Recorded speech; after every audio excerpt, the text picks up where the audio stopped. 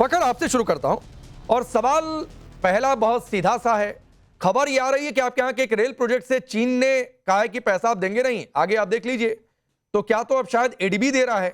कई यूट्यूब पर मैंने चर्चा सुनी कि अभी तो मोदी चीन पहुंचे नहीं, अभी से ये ट्रेलर दिखना शुरू हो गया। Thank you very much Rakesh ji. Actually Asian development bank का आप जो जिक्र कर रहे हैं, बिल्कुल ये बात हुई थी कि $200 बिलियन जो है कराची टू रूडी जो 500 किलोमीटर का ट्रैक है, इसको बेहतर किया जाएगा, बल्कि इसको अच्छे तरीके से अपग्रेड किया जाएगा। लेकिन इसके ऊपर चीन के साथ भी पाकिस्तान की बात अब से नहीं, काफी सालों से चल रही है। जब लास्ट हुकूमत थी इमरान खान साहब की और अब की जो हुकूमत है पीडीएम की, शहबाज शरीफ साहब की, तो इसमें भी ये बात हुई थी। लेकिन मसला ये आ रहा है कि जो पैसे वो दे रहे हैं, तकरीबन $6.8 बिलियन की ये डील होनी है फ्रॉम पेशावर टू कराची। तो उसके ऊपर एक तो जो मार्कअप वगैरह है उसके ऊपर भी मसला आ रहा है। फिर दूसरा ये कि ये जब रिटर्न करेगा पाकिस्तान तो उसके लिए भी प्रॉब्लम्स है। तो ये बहुत सारी चीजें हैं। लेकिन इस जो एडीपी जो एशियन डेवलपमेंट बैंक $200 दे रहा है, तो इसके बाद से पाकिस्तान के जो रेलवे के मिनिस्टर है हनीफ अब्बासी साहब, उनका एक स्टेटमेंट भी गर्दिश कर रहा है और उसमें वो ये कह रहे हैं कि जी चीन के साथ मिलकर हमने इस ट्रैक को अपग्रेड करना है। तो ये मसला हम आज से नहीं सुन रहे, कोई 5, 7, 8 साल हो गए और लोग इसी इंतजार में कि कब ये ट्रैक अपग्रेड और जो आपका पेशावर टू कराची या लाहौर टू कराची जो ट्रैवल टाइम है वो कम हो जाए, लोग जरा मतलब बेहतर फैसिलिटी के साथ ट्रेवल करें। तो वो हो नहीं पा रहा। लाजमी सी बात है, पैसे हमारे पास अपने तो है नहीं, हमने किसी से वो पैसा लेना है। जब आप किसी से पैसे लेते हैं तो फिर उनकी टर्म्स एंड कंडीशंस भी होती है, वो चीन हो, अमेरिका हो, एशियन डेवलपमेंट बैंक हो, आईएमएफ हो या कोई और डोनर हो। नहीं तो फकर यूसुफ जी, मैं एक इंटरप्शन है मेरा, तो मैं ये मान लूं चूंकि पाकिस्तान की हालत कंगाली वाली है, आप कर्जे ले लेंगे लेकिन चुकाएंगे कैसे, ये चीन को भी समझ में आ रहा है। इसीलिए जो निवेश था वो 2020 और 23 तक करीब करीब 500 से 600 मिलियन घट चुका है चीन का, अगर मैं ठीक हूं दुरुस्त करिएगा।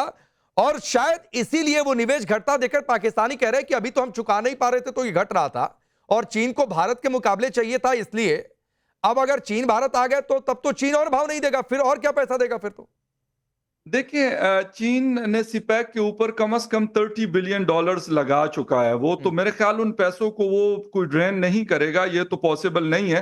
बेशक उनके भारत के साथ, आप लोगों के साथ ताल्लुकात बेहतर हुए हैं और अच्छी बात है, दो बड़ी पावर्स हैं इस रीजन की, अगर उनके ताल्लुकात बेहतर होते हैं तो मेरे ख्याल पाकिस्तान इस वजह से शायद फिक्रमंद हो सकता है, क्योंकि सीपैक है, सीपैक के अलावा और बहुत सारी ऐसी चीजें। अभी जब मई में पाकिस्तान और इंडिया के क्लैशेस हुए थे तो उसमें भी चाइनीज मेड जो फाइटर जेट्स थे या जो बाकी सिस्टम्स थे वो इस्तेमाल हो रहे थे। तो वो पाकिस्तान के साथ 80% जो वेपन है, हमारे डिफेंस से रिलेटेड जो चीजें हैं, वो चाइना मेड आ रही, 81%। तो वो लाजमी सी बात है, वो चीजें पाकिस्तान उसको देख रहा होता है। बट ये जो आप बात कर रहे हैं, इसके ऊपर बहुत सारे लोग और भी पाकिस्तान में बात कर रहे हैं कि क्या पाकिस्तान को परेशान होना चाहिए या नहीं होना चाहिए। आपको क्या लगता है फकर भाई, ईमानदारी से बताइए, पाकिस्तान परेशान है कि नहीं भारत चीन के मिलने से?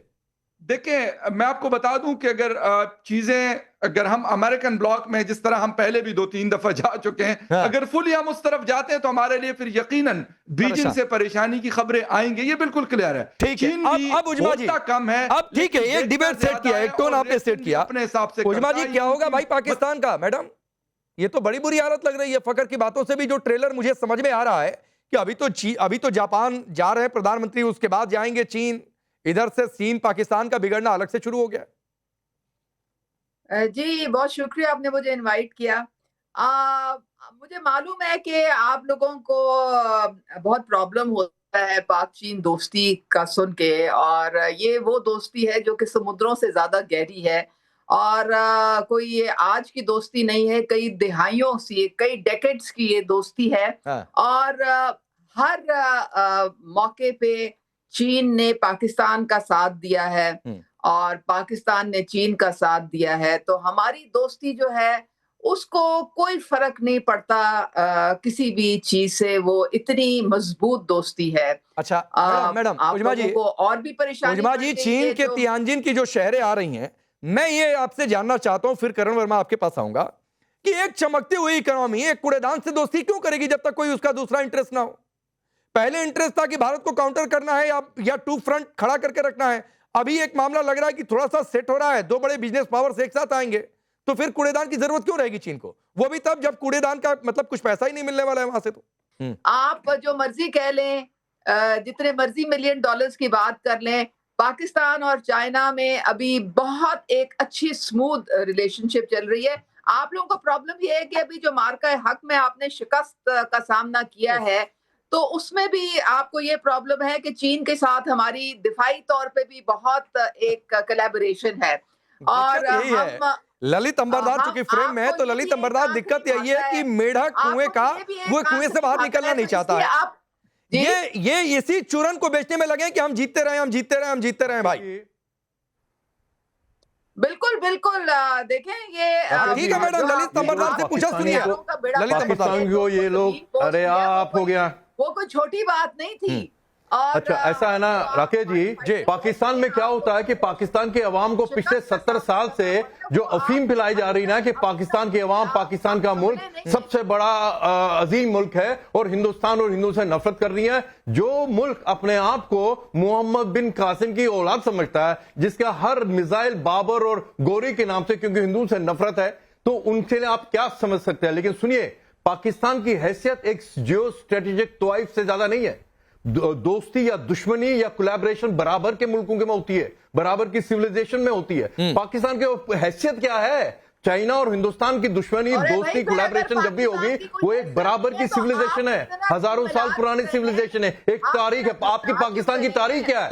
पाकिस्तान की तारीख ये है कि अपने अवाम को बोलते हैं कि पाकिस्तान का पहला बाशिंदा, पाकिस्तान का पहला सिटीजन मोहम्मद बिन कासिम, मोहम्मद बिन कासिम वो है जिसने इस पाकिस्तान के इलाके के औरतों को रेप करके वहां पे कन्वर्ट किया था। ये उनकी औलादे हैं, तो ये अपनी हैसियत क्या करेंगे? अमेरिका भी जब चाहे इनको इस्तेमाल कर, मैंने कहा ना, जियो स्ट्रेटेजिक टॉयज की तरह है, जिस मुल्क को जब जरूरत पड़ती है पाकिस्तान को एक्सप्लॉइट करते हैं, चाहे वो अमेरिका हो, चाहे वो अमेरिका हो, चाहे वो चाइना हो, लेकिन अफगानिस्तान उनको नहीं पूछता, अफगानिस्तान उनको नहीं पूछता। चीन और पाकिस्तान की दोस्ती जो है वो हमेशा आपकी चाइना को, अरे सुनिए, अपनी औरतों को चाइना से वापस लाया क्या? आपने पाकिस्तानी लड़कियों को चाइना से वापस लाया जो वहां पे जिनको वहां पे प्रोस्टिट्यूशन के लिए इस्तेमाल किया जा रहा है, चाइनीज लेके गए वहां पे। चाइना के काम करने वाले वहां के मुलाजिम, वहां के मजदूर जो पाकिस्तानी लड़कियों को लेके गए चाइना, क्या आप उनको वापस ला सके हो? नहीं, चीन के तो जो इंजीनियर वहां पर काम कर रहे हैं, आपकी हैसियत है। चीन के तो जो लोग काम कर रहे हैं उनकी सुरक्षा तो पाकिस्तान की आर्मी कर नहीं पा रही है।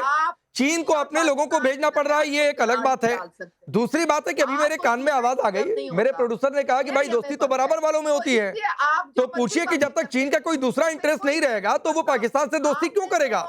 दूसरा इंटरेस्ट जब तक भारत से कटुता थी तब तक तो फिर भी समझ में आता है, नहीं है तो फिर काहे की दोस्ती के पीछे लगाया था कि देखिए हम चीन से आऊंगा। मैडम रुक जाइए, आऊंगा मैं बोल सकता हूँ जी। हाँ, नहीं, पहले तो राकेश जी मुझे बड़ी खुशी है आपने फकर जी को बुलाया, बिकॉज पाकिस्तान में बुद्धिमानों की संख्या बिल्कुल एक्सटिंक्ट होती जा रही है। फकर जी उनमें से एक है जो अभी भी कुछ बुद्धिमानिता की बात करते हैं। उन्होंने वैसी बात बिल्कुल नहीं करी जो मोहतरमा ने करी कि हमने शिकस्त दे दी, हमने ये कर दिया। इतनी मार खाने के बाद रस्सी जल गई, बल नहीं गया, ऐसी बातें नहीं करनी चाहिए नादानी से, मेरा ये मानना है। और इनकी मैं एक बात जरा बता दूं, अरे भैया प्लीज चुप हो जाइए मैडम, प्लीज। आप जब बोल रहे थे मैंने नहीं बोला, प्लीज। आपके राफेल ने मार खाई है, वो हमें पता है, वो हमें पता है।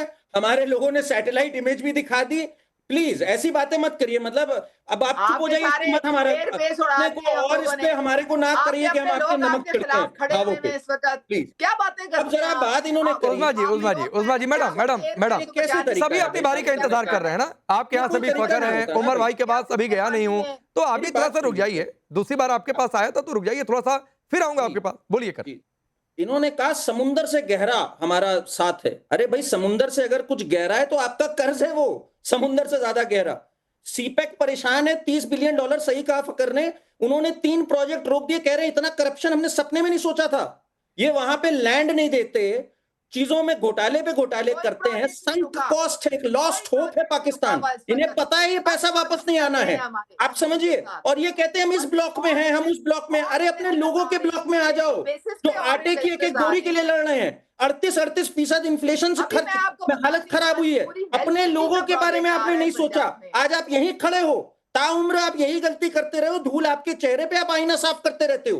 कभी इधर भटक रहे हो, कभी उधर भटक रहे हो। अरे अपने लोगों के बारे में सोचो जो भुखमरी से मर रहे हैं। इतनी गुर्बत है आपके देश में, कम से कम उसके बारे में सोच लीजिए। आप अपने लोगों से आंख कैसे मिलाते हैं जिनके पास खाने को रोटी नहीं है, जो स्कूल नहीं जा पा रहे हैं, कम से कम इसका जवाब दीजिए। और ये बात राकेश जी, इमरान खान ने भी कही थी, ये बात मानी थी कि भारत की फॉरेन पॉलिसी इंडिपेंडेंट है, वो अपने लोगों को ऊपर रखते हैं। इधर के ब्लॉक ना उधर के ब्लॉक, हम डंडे की चोट पे क्वाड में भी जाएंगे, जापान से बात करने, और फिर हम चाइना में भी जाएंगे। हमारी सबसे दोस्ती है क्योंकि हमारा एक कॉज है भाई। हमसे कॉटन मिलता है देशों को, केमिकल्स मिलता है, लेदर मिलता है, हम पार्टनर है, ट्रेडिंग पार्टनर है। ये क्या देते हैं? ये टेरर इंपोर्ट और एक्सपोर्ट करते हैं भाई। इनका काम है आतंकवाद को देना, तो इनसे कौन दोस्ती करेगा? इनको तो बस यूज एंड थ्रो करेगा व्यक्ति। आज इनका स्टेटस वही है, यूज एंड थ्रो पे रिड्यूस हो गए हैं ये। हम एक स्ट्रेटेजिक ट्रेडिंग पार्टनर है, चाहे वो यूएस के हो चाहे वो चाइना के हो, उसमें मनमुटाव होगा, ऊपर नीचे होगा। नहीं, और जिन इमरान खान का करण आपने नाम लिया, जिन इमरान खान का नाम लिया, फखर भाई थोड़ी देर में इसको बता भी देंगे। कल एक खबर आई, फखर भाई मैं 30 सेकंड दे देता हूं, फिर उमर आपके पास आता हूं। कल एक खबर यह भी आ गई कि इमरान खान ने आसिम मुनीर पर बड़ी भड़ास निकाली है। उन्होंने कहा है कि अलग तरीके की तानाशाही पैदा हो गई है मुल्क में। जरा बताइए, खबर सही है क्या? पार्टनरशिप जी बिल्कुल, उनका ट्वीट आया, उनके ऑफिशियल अकाउंट से आया। जब उनसे 2 दिन पहले उनकी फैमिली के लोग, उनकी सिस्टर्स मिली और बाकी लोग मिले, तो वहां से उसके बाद ये खबर आई और मेरे ख्याल में काफी वायरल रही है उनकी वो खबर। उन्होंने बड़े मतलब सख्त अल्फाज का चुनाव किया है। पहले भी करते थे लेकिन शायद इस दफा और ज्यादा उन्होंने सख्त अल्फाज का इस्तेमाल अपने ट्वीट में किया। उर्दू में वो ट्वीट है और काफी बड़ा एक पूरा स्टेटमेंट है। जरा 10 सेकंड में बताइए ना उसका मुलम्मा क्या है, सार उसका क्या है, क्या कहा मुनीर के लिए उन्होंने? फकर भाई जी क्या कह रहे हैं? क्या कहा उन्होंने मुनीर के लिए, इमरान खान ने? आप राकेश जी, आपकी आवाज मैं पूछ रहा हूं, इमरान खान ने अपने उस सोशल मीडिया पोस्ट में क्या कहा है मुनीर के लिए? देखिए, उन्होंने कहा कि देखिए उन्होंने जो बात की है, उन्होंने पाकिस्तान की डेमोक्रेसी की बात की, रूल ऑफ लॉ की बात की कि भाई नहीं है, हुकूमत नाम की है, चला कोई और रहा है, ताकत पावर किसी और के पास है। और उन्होंने कहा कि मुझसे माफी मांगने की बात की गई है। मतलब वो सुहेल वड़ाई साहब का एक आर्टिकल आया था, तो कहते कि मैं क्यों माफी मांगू, माफी तो मुझसे मांगनी चाहिए कि 2 सालों से मैं जेल में हूं। और कुछ चीजें उनकी मेरे ख्याल में अगर हम देख लें तो वो कह रहे हैं, कर भी रहे हैं और बोल भी रहे हैं गो कि वो जेल में, और जेल से मतलब ये वाली बातें करना शायद बड़ा मुश्किल काम होता है और उसका उनको एक मजीद उसकी जो लाइफ है वो टफ हो जाती है, उनके लिए जो हालात है मजीद सख्त हो जाते हैं। लेकिन वो ये कर रहे हैं बस। नहीं मैं समझ गया, जेल से तो वैसे पता नहीं क्या क्या खबरें आई, कितनी सही कितनी गलत, मैं उधर नहीं जाना चाहता हूं फकर भाई। लेकिन उमर जी आपके पास आता हूं और सवाल यह है कि इमरान खान जेल में रहकर कर रहे हैं कि आसिम मुनीर तानाशाही कर रहे हैं, मुल्क को गर्त में धकेल रहे हैं? आसिम मुनीर जाकर अमेरिका में पाकिस्तान को गिरवी रखा है बलूचिस्तान का चूरन बेचकर, इधर चीन से दूरी हो ही रही है, अमेरिका से अपना एजेंडा सेट करने के चक्कर में आतंकी फिर से भेजें, इसके चक्कर में अपनी जेबें गर्म करने के चक्कर में पाकिस्तान का बेड़ा गर्क हुआ जा रहा है और आप लोगों को यह बात समझ में नहीं आ रही है। जी बहुत शुक्रिया संजय। सबसे पहले तो मैं ये कहूंगा कि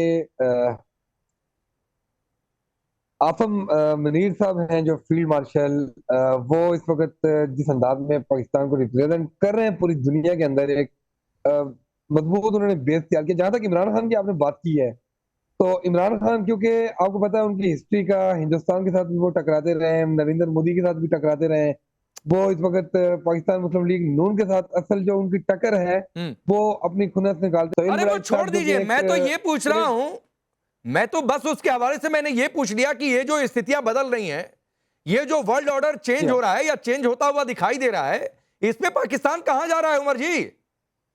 पाकिस्तान अल्हम्दुलिल्लाह अपनी सीमत की बेहतरीन तयन करते हुए आगे जा रहा है। इस वक्त आप देख रहे होंगे कि जो डोनाल्ड ट्रंप है, आपको अगर नरेंद्र मोदी जी ने कोई एक चीन का दौरा कर लिया या चीन ने उनके साथ कोई हफ्ते बात कर ली, तो इसका मतलब ये नहीं है। इस वक्त आपको सबसे पहला ये होना चाहिए कि जो हिंदुस्तान को अभी ये ऑपरेशन बुनियाद मरसूस में जो मार पड़ी है, वहीं पर चले घुस के वो नहीं वहां की बात नहीं है। देखें ना, फिर आप वहीं पर चलेगा, दिक्कत यही है।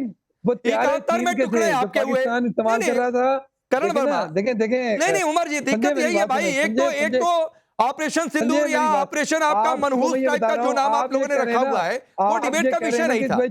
लेकिन करण वर्मा 71 में टुकड़े इनके हुए, लाहौर कराची तक भारतीय सैनिक पहुंच गए, अरे मेरे भाई, उसकी तस्वीरें मैं अभी भी सुन तो हैं। मैं कहना क्या करगिल चाह रहा में घुसे थे खदेड़ा हमने, आप ऑपरेशन सुन तो सिंदूर लेना। में इनके एयरबेस तबाह हुए, सैटेलाइट इमेज हमने दिखाई, फिर भी चूरन बेचे जा रहे हैं। हम भाई जीते सुन जीते तो जीते लें, जीते सैटेलाइट इमेज अरे दिखाने से मान नहीं लो होता, भाई, आप रियलिटी चूरन दिखाने से बेचिए, होता है। लेकिन चूरन से संजय, जनता मैंने को क्या आप ही मिल के रहा है करण प्रोग्राम में वर्मा? मैंने कहा था कि आप लोग इनके बारे क्वांटिटी में ज्यादा बताऊं, है, एक विचित्र हम बात लोग आपकी क्वालिटी जनता में को भी ज्यादा। पता मैंने एक लगे, बात आपको कही थी, 1971 में आप जब सुने, इनके 2 टुकड़े हो गए थे, तो चाइना आपको के पता है अगले साथ दिन के अखबार पाकिस्तान की के इनकी जो सुर्खियां क्या तल्लुकात है, थी? वो हिंदुस्तान हटा अगले नहीं दिन की सकता। इनके अखबार For more of such videos, do like, share and subscribe to ET Now Swadesh.